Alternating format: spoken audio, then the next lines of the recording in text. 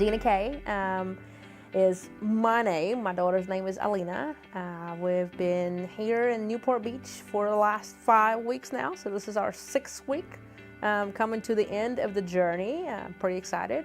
Originally, we are from Houston, Texas. We were diagnosed at 1.5 years with autism spectrum disorder, ASD. As a mother especially, or as a father really too. I'm a single mom, so as a mom and a dad in one, it was challenging to watch the kiddo growing and not be able to take advantage of certain things. She's been nonverbal, so not being able to hear the kiddo express her feelings or tell you what she wants, and then subsequently having a meltdown because she's frustrated, right?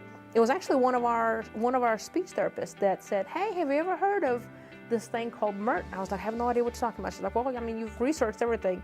I'm surprised you haven't seen it." I said, "Yeah, I mean, I'm surprised too." So that's how it started. It started like about, I want to say summertime, about 6 months ago or so.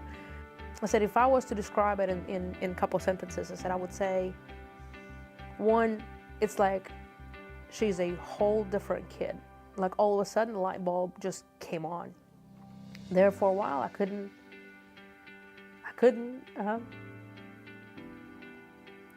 even fathom a concept of my kiddo ever saying a word or recognizing who's nearby her, or even acknowledging that you are somebody that's near her, like recognizing anything at all. She was in the dark.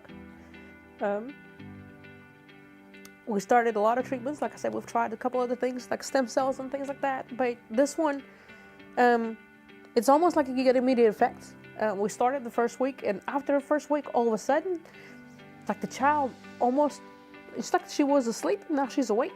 She's rediscovering the world. She's looking at things differently. She's learning everything. Like you can see her emotions. She's trying to eat, and all of a sudden she's like, "Oh, this tastes different." Like her facial expressions are different. She's all of a sudden wanting to cuddle with you. She wakes up in the morning like where it used to be. It's like, "Don't touch me." Not even acknowledging the whole concept of touchy-feely stuff. I've been enjoying every minute of it now. And for a couple weeks now, we get up in the morning, we wake up and we cuddle, we laugh, we giggle. My child never laughed. I mean, you could rarely see her make a smile. Where these days we go to the park, regular daily activities, and she'll even watch a cartoon, and all of a sudden she'll smile and she'll laugh, or she'll go out to the park, and she's like, when she's enjoying something, you can see her expressions and emotions coming through. You're looking at the child going, wow, you actually being a kid, you actually get a chance of being a child. I would do this any minute, any time again. If somebody was to say, would you do it again? I would say, yep, absolutely. Hands down, would do it all over again. I don't care if it's California, if I have to go to China, I don't care. I will do it again. You guys, by far, are the best at what you do. The amount of patience that you guys have, I don't even know where you buy it, because I probably should find out, because I need to go buy me some more of that. I call it a 2-in-1 care. It's not just caring for your child, which is important, but also caring for the caretakers, for us. Me, I know I was a total nervous wreck when I got here. I was just like, I have no idea what this is gonna be. After a couple of days, I was like, you know what?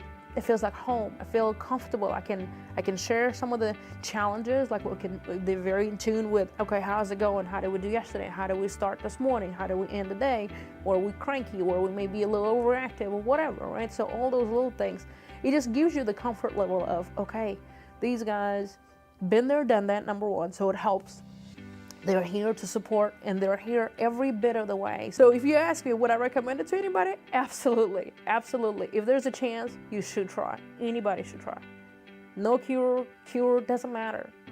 There's a chance that any kid could benefit from that. Why not try it?